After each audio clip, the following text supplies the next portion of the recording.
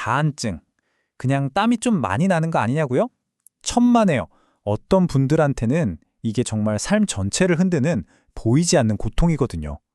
자, 그래서 오늘 이 시간에는 다한증이 우리 삶에 얼마나 깊게 영향을 미치는지, 그리고 병원에서는 이 보이지 않는 고통을 어떻게 진단하는지 한번 제대로 알아보겠습니다. 정말 겪어보지 않으면 그 괴로움을 모른다. 이 말만큼 다한증의 고통을 딱 짚어내는 말이 또 있을까요? 이게 눈에 보이는 상처가 아니다 보니까 혼자서 끙끙 앓는 더 외로운 싸움이 되기 쉽거든요. 지금부터 그 보이지 않는 무게에 대해서 한번 이야기 시작해 볼게요. 자, 그럼 첫 번째 이야기로 들어가 보겠습니다. 다들 땀 때문에 불편하다고 생각하지만 사실 땀 그 자체는 시작에 불과해요. 다한증이 대체 어떻게 우리 일상의 구석구석을 파고들어서 말 그대로 보이지 않는 무게가 되어버리는지 지금부터 한번 들여다보죠. 생각해보세요. 누군가랑 악수하는 거 망설여지고요. 펜으로 글씨를 쓰려고 하면 땀 때문에 종이가 젖어서 찢어지기까지 해요. 심지어 매일 쓰는 이 스마트폰 터치도 잘 안 될 때가 많다니까요. 정말 우리한테는 너무나 당연하고 평범한 이런 일상 하나하나가 다한증이 있는 분들에게는 정말 거대한 벽처럼 느껴지는 거죠. 그러니까 이 다한증이 미치는 영향이요, 우리가 생각하는 것보다 훨씬 더 깊고 넓어요. 그냥 남이 나서 불편하다 이 수준을 넘어서요. 사람 만나는 걸 피하게 만들고 일이나 공부의 능률까지 떨어뜨리죠. 근데 아마 가장 심각한 건 이게 아닐까 싶어요. 바로 자신도 모르는 사이에 서서히 자존감을 갉아먹는다는 거예요. 실제로 한 큰 연구 결과를 보면요, 이게 정말 충격적이에요. 다한증이 있는 분들 10명 중에 6명 이상, 정확히는 63%가요. 자기 상태 때문에 우울감이나 불행감을 느낀다고 답했어요. 이건 그냥 좀 불편하다 이 정도가 아닌 거죠. 명백하게 정서적인 고통을 겪고 있다는 걸 보여주는 숫자입니다. 근데 여기서 끝이 아니에요. 같은 연구에서요, 무려 74%, 그러니까 4명 중에 3명은 자신감이 부족하다고 이야기했어요. 결국 땀 때문에 자기 자신을 당당하게 표현할 용기마저 빼앗기고 있는 셈인 거죠. 여기서 진짜 놀라운 사실이 하나 있는데요. 한 연구를 보니까 이 다한증이 우리가 잘 아는 아토피나 심한 여드름, 건선처럼 눈에 딱 보이는 피부 질환들 있잖아요. 그런 것들보다 환자의 삶의 질에 더 큰 나쁜 영향을 줄 수 있다는 거예요. 이게 뭘 의미하겠어요? 보이지 않기 때문에 그 고풍의 무게가 어쩌면 훨씬 더 무거울 수 있다는 거죠. 자, 그러면 이런 질문이 생기죠. 이렇게 사람마다 다르게 느끼는 주관적이고 보이지 않는 고통을 과연 병원에서는 어떻게 객관적으로 재고 진단할 수 있을까요? 지금부터 그 방법을 한번 같이 보시죠. 바로 이 지점에서 핵심 질문이 나오는 거죠. 환자마다 느끼는 괴로움의 정도가 다 제각각일 텐데 의사들은 이걸 어떻게 객관적으로 딱 파악해서 진단했을 수 있을까 하는 거예요. 근데 그 답이요, 생각보다 아주 간단한 데 있습니다.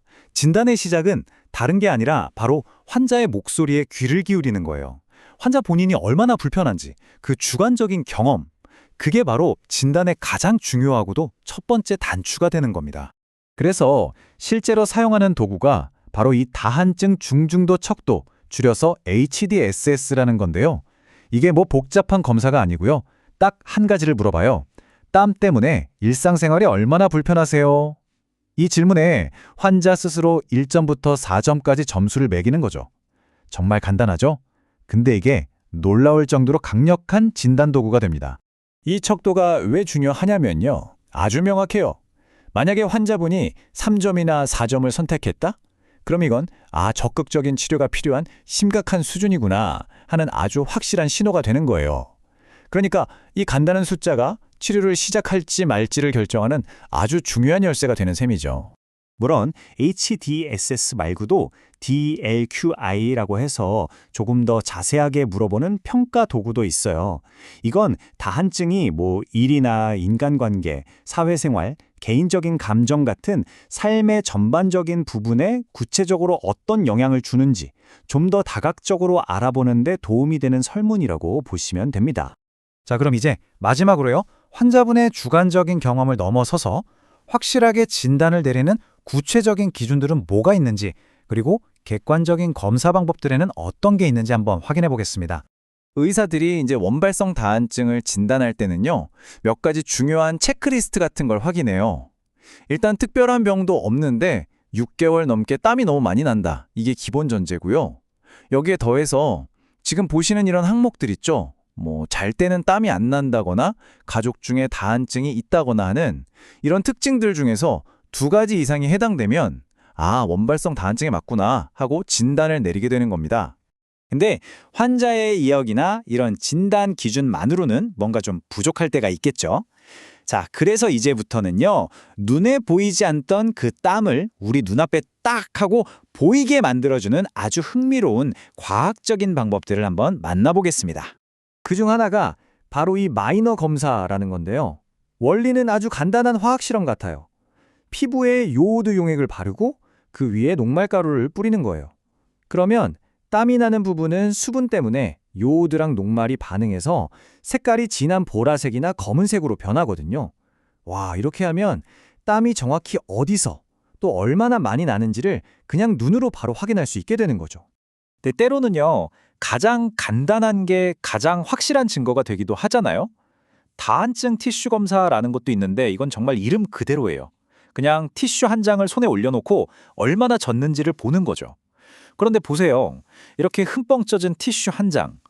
이게 어쩌면 말로는 다 표현할 수 없었던 그 보이지 않는 고통을 그 어떤 검사보다도 더 명확하게 보여주는 증거가 아닐까요?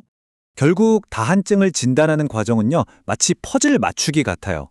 환자가 느끼는 주관적인 고통, 또 HDSS 같은 평가 도구를 통한 점수, 그리고 마지막으로 눈으로 직접 확인하는 객관적인 증거까지 이 모든 조각들이 딱 맞아떨어질 때 비로소 하나의 완성된 그림, 즉 진단이 나오는 거죠. 그리고 이 진단은 환자분에게 당신이 겪는 고통은 진짜입니다 라고 말해주는 정말 중요한 의학적인 위로가 되어줍니다. 자, 이렇게 정확한 진단을 받는 것. 이게 바로 치료를 향한 가장 중요하고도 첫 번째 걸음입니다. 하지만 이건 끝이 아니라 이제부터 시작인 거죠. 내 고통의 실체를 정확히 알았으니까 이제는 어떻게 이걸 해결해 나갈지 방법을 찾아야 하잖아요. 다음 시간에는 이 다한증을 이겨내기 위한 여러 가지 치료 방법들에 대해서 자세히 한번 알아보겠습니다.